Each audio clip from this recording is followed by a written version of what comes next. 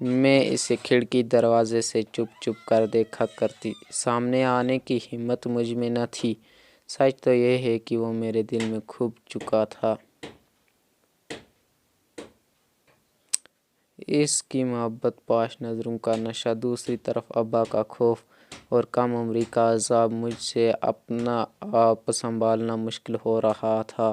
اسے دیکھ کر لگتا تھا کہ جیسے وہ شرارت کرنے والا ہے یا شرارت کر کے آیا ہے۔ میں اس سے دور ہی رہنے کی کوشش کرتی، مگر وہ مجھ سے دو معنی بات کرنے کی کوئی موقع ہاتھ سے نہ جانے دیتا۔ میں پریشان تھی، اگر بابا نے اس کی بے باکی دیکھ لی تو کیا ہوگا؟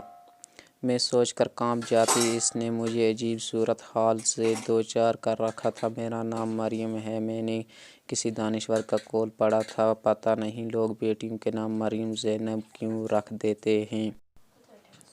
بڑے ناموں کے ساتھ دکھ بھی بڑے ہی وابستہ ہوتے ہیں۔ اتنے بڑے ناغم کی صورت میں کچھ نہ کچھ خراج تو وصول کرتے ہی ہیں۔ جی ہاں، میرا نام مریم ہے، ہم 2 بہنیں اور ایک بھائی ہے۔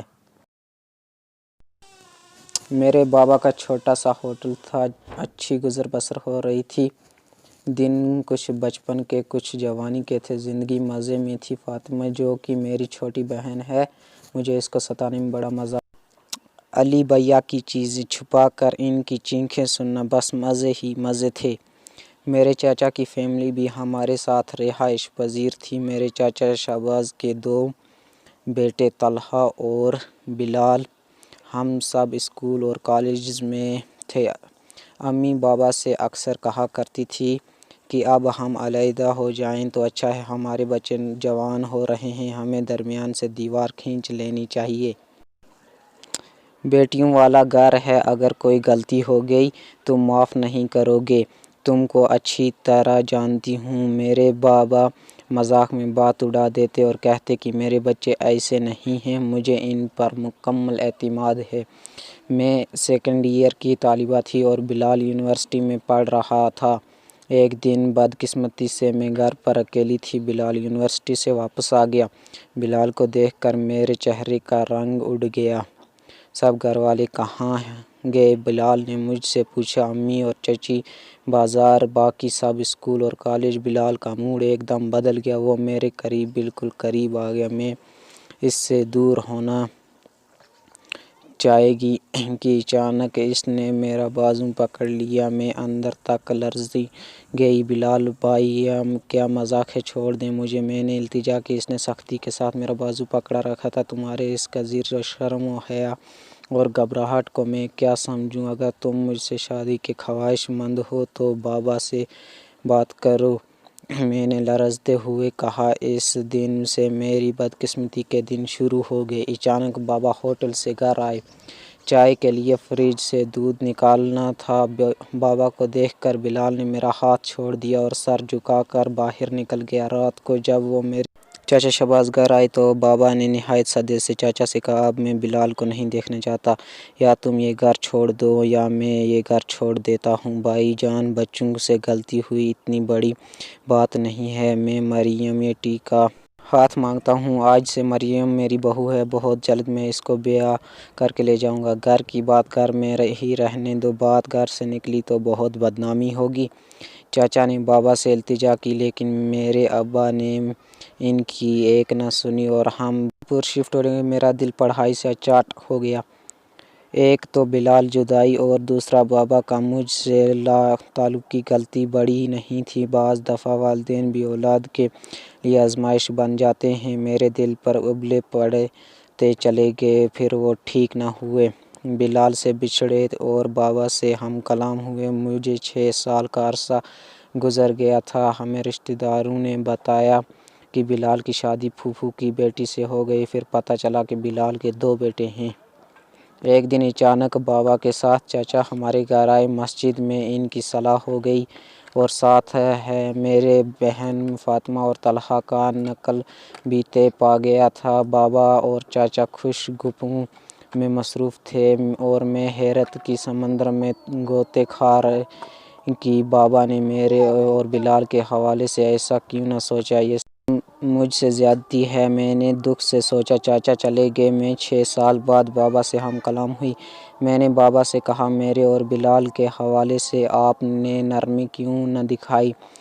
میں اب یہ صلاح نہیں ہونے دوں گی۔ صدمے میں سے میرا دل پھٹ رہا تھا۔ بابا کو اپنی غلطی کا احساس ہو چکا۔ انہوں نے سر جھکا کر کہا اب کچھ نہیں ہو سکتا۔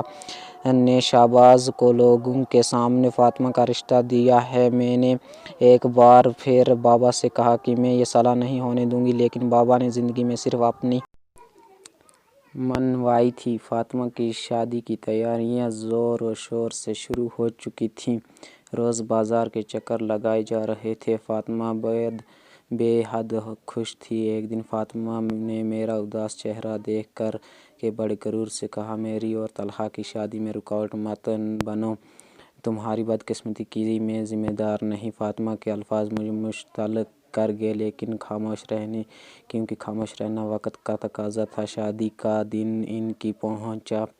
میں صرف بلال کو تلاش کر رہی تھی۔